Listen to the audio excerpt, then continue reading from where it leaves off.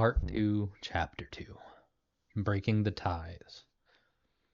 Breaking the ties means breaking one's ties to impure activities and to intentional actions. Abandoning all impure activities, the body shall never be exhausted. Acting without intention, the heart shall be in a natural state of peace.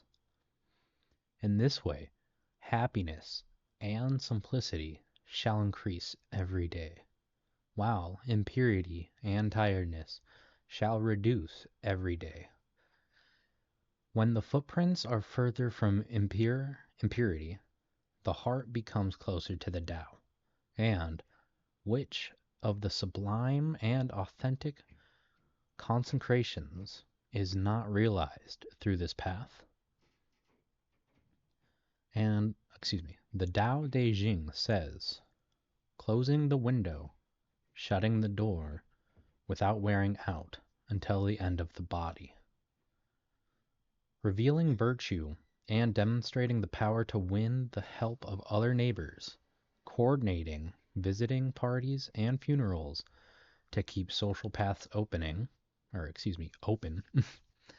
creating a false image of a hermit and simple person, but really wishing for social ascension, offering invitations for drinks and food with the intention of earning gratitude in the future. These are cultivations of the cunning, of the opportunist heart that wants to benefit from momentary advantages. In addition to not being the path which follows, this also harms the attainment of rectitude.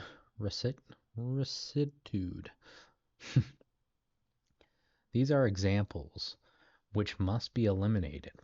The Tao Te Ching says, opening the window and serving one's activities without salvation until the end of the body. We do not invoke impurity. Impurity itself will not respond to us. If impurity invokes us and we do not respond, the old ties shall be gradually broken, and the new ties will not be able to bind us. Like a sweet wine which needs the proper ingredients to be rendered perfect, peace and the absence of complication are necessary to attain the Tao. This is why Zhuangzi said, do not approach nor attract. Do not have the intention to approach impurity. Do not act with the intention of winning prestige. Do not act with the intention of attaining power. Do not act with the intention of becoming a leader. If one has indispensable activities, those should be performed without passion, so as to neither imprison the mind nor create consequences. Commentary. Ties are all things that bind human beings. They are attachments to the past, facts, and plans for the future. It is as if life drives forward, but there is no advance because the ties hold back the moment and prevent the person from flowing in destiny. This conflict is the origin of suffering and strain. The more he walks, the more ties bring the person back. The process may be or may not be conscious. The person returns because he is not conscious of the suffering which he inflicts upon himself, or because he is conscious but has no solid will to carry on. Human beings are born with limitations, which generate ties that are hard to break down. Our physical body, family, personality, degrees of memory and intelligence, level of health, and connections to past lives. The infinity of factors which bind people to each other and bind everyone to the world. Throughout life, people tend to deepen some of these ties and create others. This chapter shows that one can break free of these shackles by using the technique of meditation, in parentheses, which does not mean taking the radical action of fleeing to the mountains or forest, living in a cave, and never seeing another human being again. To meditate all day and breaking the remaining ties once and for all. That's the end of the parenthesis. Relinquishing family life to live as a recluse inside a ghetto or grotto, excuse me, does not safeguard someone from attachments. He who acts in such a manner starts to be worried about survival, about the food supply in the cold months, and the torrents of which will flood his new home, and about how to protect himself against insects and wild animals. These situations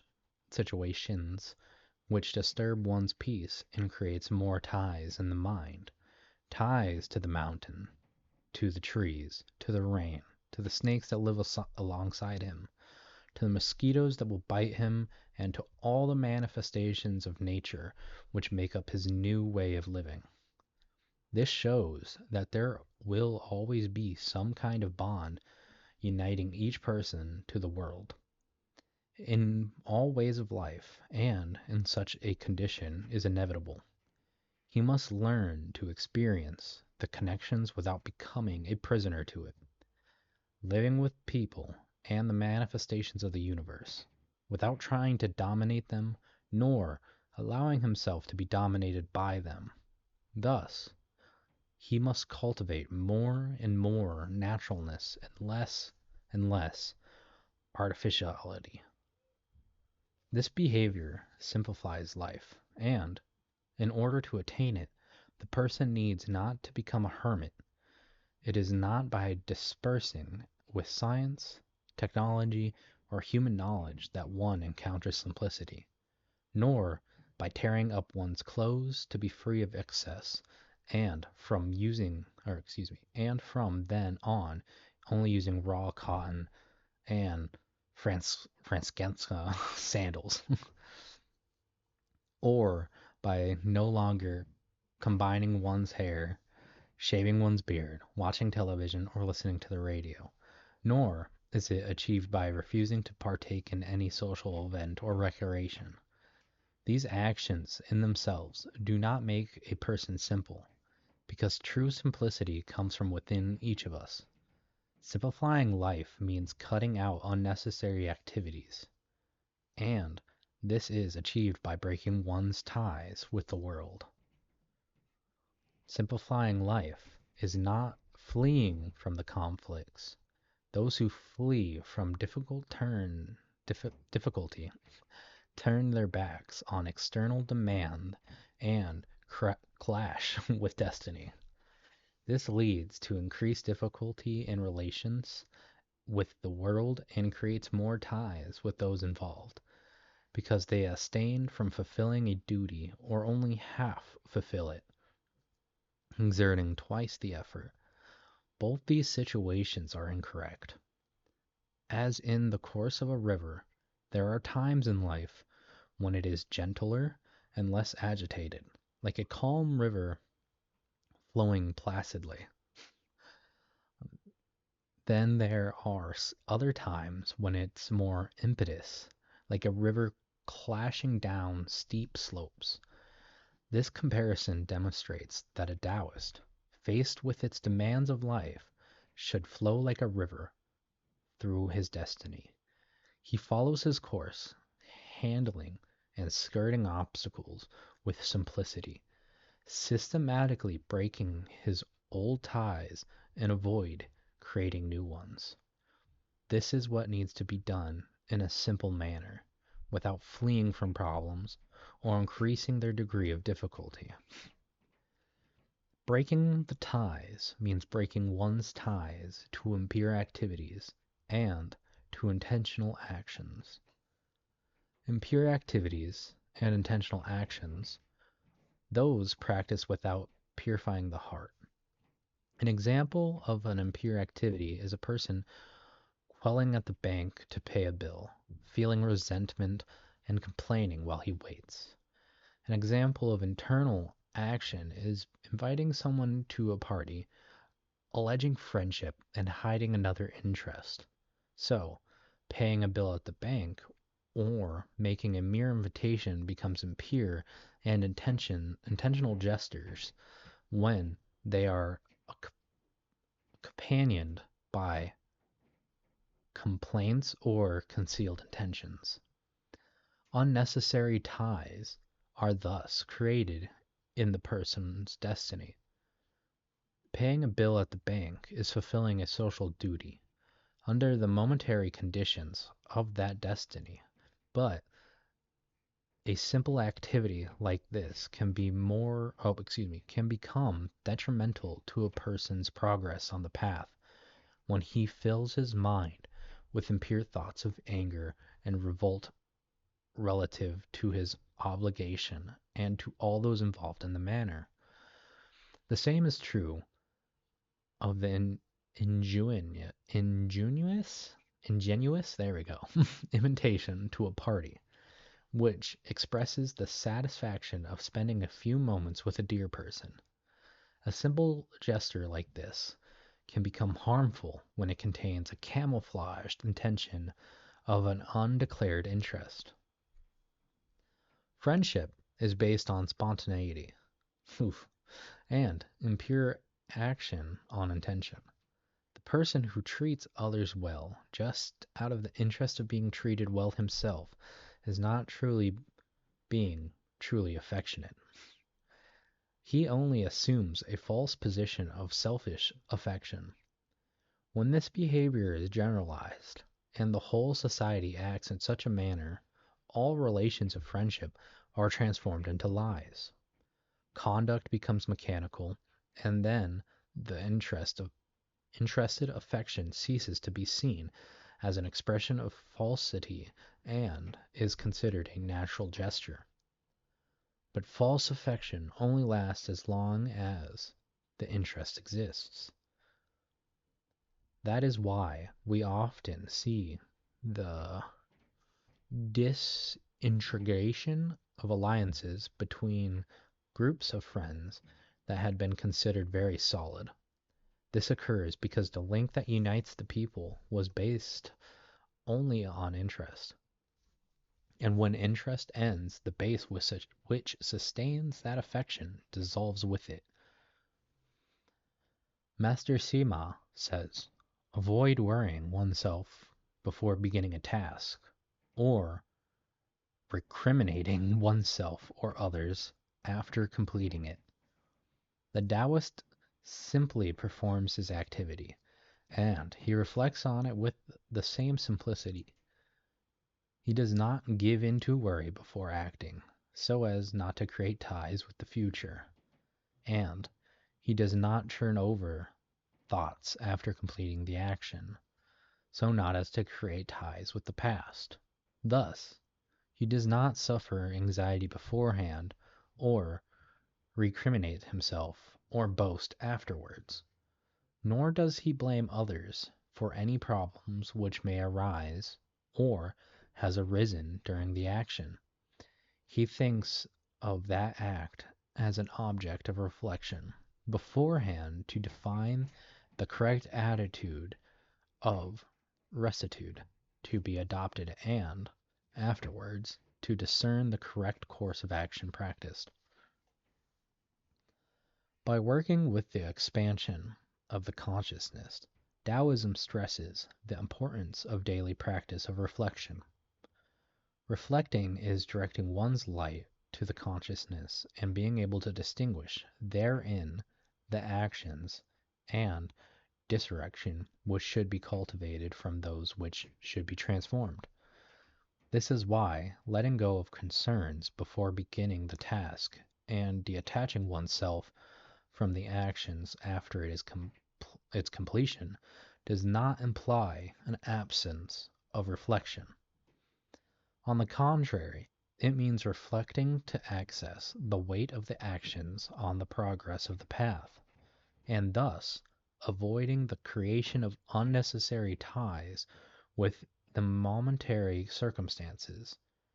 It means understanding the outlook, fitting the actions to this context, completing them by the best path, and then letting go of the thoughts, so as not to keep them in one's mind and becoming attached to them through the feelings, both in terms of anxiety beforehand and in terms of regret or boasting afterwards.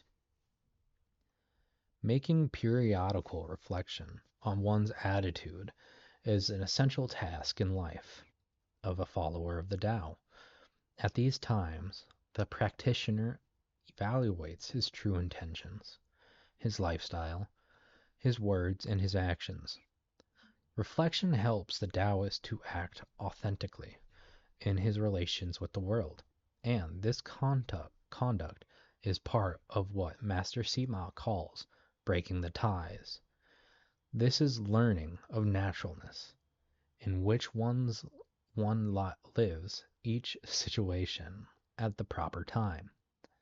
Studying at the time for studying, sleeping at the time for sleeping, taking all the time for talking, negotiation at the time for negotiating, and working at the time for working, always with naturalness. When one has to do the accounting for the company or for the family, one does the task, but when the work is complete, the accounts are discarded from the mind because the moment has changed and the numbers are not suitable for the new situation. To act in this manner is to simplify the activities and to avoid creating new ties. The largest obstacle in simplifying life are the attachment one has, both to the positive and to the negative moments. The person who enjoys a favorable situation always desires to prolong that experience, and when unable to do so, becomes frustrated and angered. This is an attachment to a wonderful past, which will prevent him from living fully in the present, which is already no longer wonderful. Maintaining such stubbornness, life becomes disorderly and ever stronger ties created, preventing one from progressing forward. But there are also people who attach themselves to an unpleasant occurrence and remained in suffering after the situation has been resolved. Such people fail to forget the unpleasant experience. Instead of forgetting, they cultivate the bad moment in their mind, experiencing it tirelessly over again, to guard against the future displeasures or to distinguish themselves as victims of tragic fate. This is also generates strong ties, which prevent the person from fully living out his destiny. Abandoning all impure activities. The body shall never be exhausted. Acting without intention, the heart shall never be in a natural state of peace. The heart shall be in a natural state of peace. Let me just reread that little segment again. Abandoning all impure activities, the body shall never be exhausted.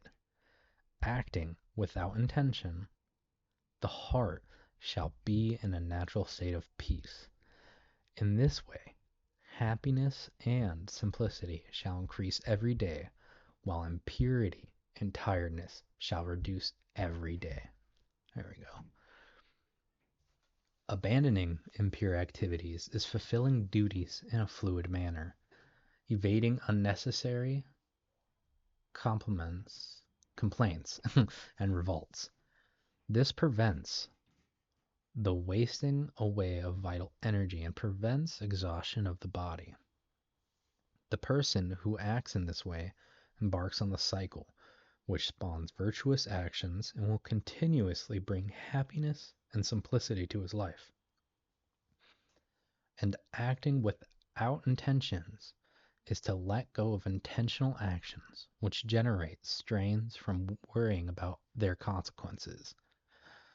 This perseverance, the mind, will bring peace to the heart. But for a satisfactory result in terms of progress on the spiritual path, one must also follow these principles during the practice itself. Meditation is the sitting in silence which purifies the heart. Therefore, all that needs to be done to practice this method is to sit and relax the body. Find the outer silence and concentrate on the breath. And then find the inner silence and remain there in silence, without harboring any intention or thought in the mind. The only will of the practitioner is to contemplate the breath, the flow of life into which he is inserted. No other action is necessary. He does not need to contemplate the moment by trying to listen to the noise of the air passing through his respiratory tract, nor prepare himself to receive mystical phenomena or great revelations and foresights. Sitting in silence is simply sitting in silence and waiting for the purification to happen by itself, naturally. When the footprints are further from impurity, the heart becomes closer to the Tao.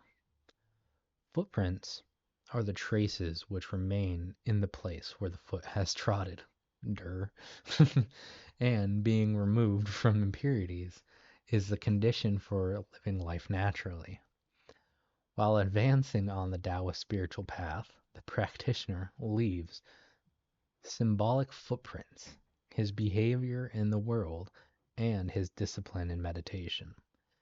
These two manifestations influence each other mutually. Who adopts the disciplined practice of meditation naturally transforms his behavior in everyday life, because he acquires physical and emotional equilibrium. The permanent transformation of his body, everyday behavior, helps him remain disciplined in the practice of his meditation. The advance on the path leads the practitioner to progressively break the ties he has created. This translates into a greater removal of the impurities, a simpler life, and more natural everyday attitudes. Based on the teaching of Taoism, this is the heart which reveals itself closer to the Tao. The more visible the advance on the path, the closer the person will feel to the Tao, because he will become more authentic. People usually tie their hearts to mundane manifestations without distinguishing the necessary from the unnecessary. These are ties that a Taoist avoids creating, and to this end he acts in a natural manner in relation to all demands in life. Thus, he acquires a calm heart, and in this condition will be able to progress in the practice and become closer and closer to meeting the Tao. And to which of the sublime and authentic consecrations is not realized through this path? That was a question, part of the main paragraph. The Tao Te Ching says, closing the window, shutting the door without wearing out until the end of the body. This phrase from the Tao Te Ching teaches that which the Taoist master practices, following the path of distancing oneself from impurities to reach the sublime and authentic realization. The end of the body refers to physical death. The window refers to the eyes. The door is the mouth, and wearing out its impurities. To find the inner silence that purifies the heart leads to authentic consecration. One must close one's eyes and one's mouth to impure actions. This gesture draws consciousness to within the practitioner, and thus, until the body is extinguished, the spirit will not be worn out.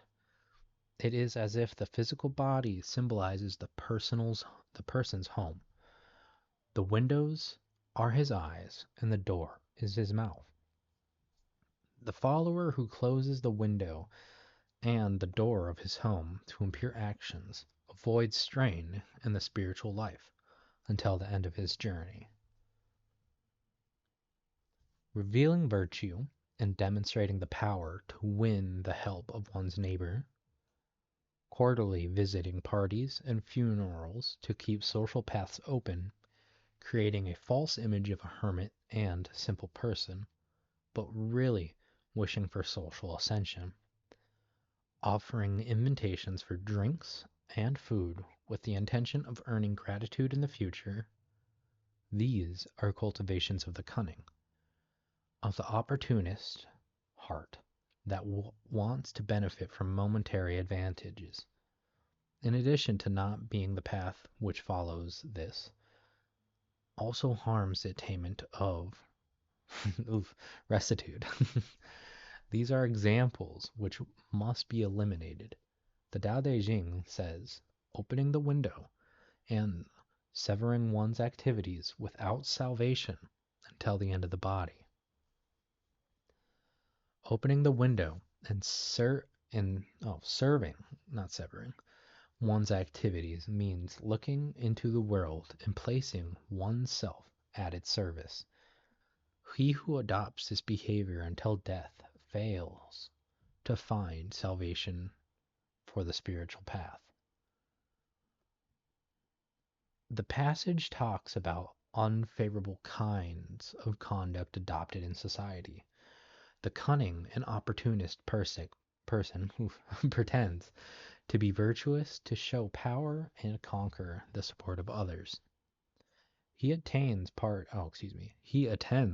parties and funerals to maintain social relations without nurturing feelings of happiness for whoever is celebrating or sadness for the deceased.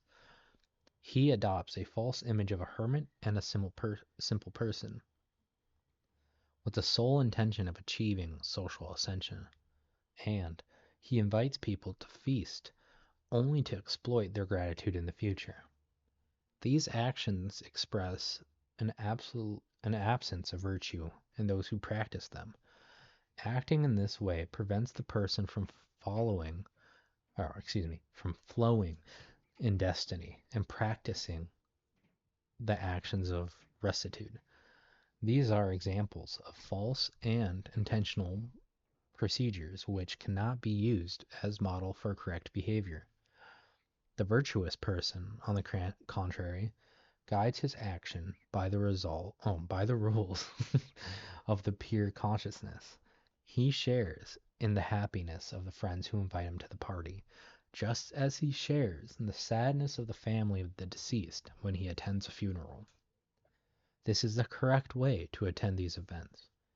He who has virtue acts in a virtuous manner because that is his nature, regardless of the result of his gesture. If we do not invoke impurity, impurity itself will not respond to us. If impurity invokes us and we do not respond, the old ties shall be gradually broken and the new ties will not be able to bind us. Impurity is the lack of rectitude. He who distances himself from impurities gradually breaks the old ties and avoids the creation of new ones. Impurity, like vices, has a quality of fascination for humans. That is why the phrase refers to impurity which invokes and impurity which is invoked. It acts like a seduction. 1 minute, it openly attracts, as it shows to be charming. The next is seduced in a subtle fashion, and the person leaves to seek it. There are 2 points of the same action. At one point, the person allows himself to be attracted by the impurity he contemplates, and at the other, He himself attracts impurity to his life. Invoking impurity is like cultivating bad habits. It is letting oneself be led by seduction and plunging into a growing vicious cycle, a spiral of lack of rectitude. In this case, the ties which are created will be continuously reinforced. In the same proportion, it is such circumstances faced with the effort of charm of impurity. A Taoist adopts a cautious posture. He does not look for it and does not respond to it when he is sought. Like a sweet wine which needs proper ingredients to be rendered perfect, peace and the absence of contemplations are necessary to attain the Tao. The sentence compares meditation to the maturing process of a sweet wine. Both can reach perfection when placed in adequate conditions. Wine develops the excellence of its ingredients and is ready for tasting. Meanwhile, meditation, when fed by the ingredients of peace and absence of contemplations, represents in its final stage reaching spiritual attainment. The sweet wine is made with very ripe grapes. To process it, the grapes need to be washed and macerated in the fermentation tank. Sugar may be added, and then ingredients are left to rest until fermentation begins, and the wine becomes separated from the husk in its liquid state. It is transferred into barrel, where it will remain immobilized for some time. When the maturing process is concluded in meditation, the process is the same. The tank or barrel represents the still body, while inside the suitable ingredients of meditation, inner peace, and the absence of contemplation work by their own accord towards the spiritual attainment. That is why Zhuangzi said, "Do not approach nor attract. Do not have the intention to approach impurity. Do not act with the intention of winning prestige. Do not act with the intention of obtaining power. Do not act with the intention of becoming a leader. And if one has indispensable activities, those should be performed without passion, so as to neither imprison the mind nor create consequences." The words of Zhuangzi demonstrate the virtues that the follower of the path should cultivate in his interactions with the world. Neither approaching nor attracting impurity is avoiding situations where virtue is absent. Not acting with the intention of winning prestige, power, and leadership is not practicing intentional actions. And not cultivating passions so as to avoid imprisonment of the mind is keeping oneself in the center, in rectitude, thus removing oneself from the excess which generate disastrous consequences. Passion is the most dangerous of all the excess because it binds and ties, which imprisons the person's mind not to follow life to flow smoothly within destiny. And that was the end of chapter 2 of part 2. Thanks for listening.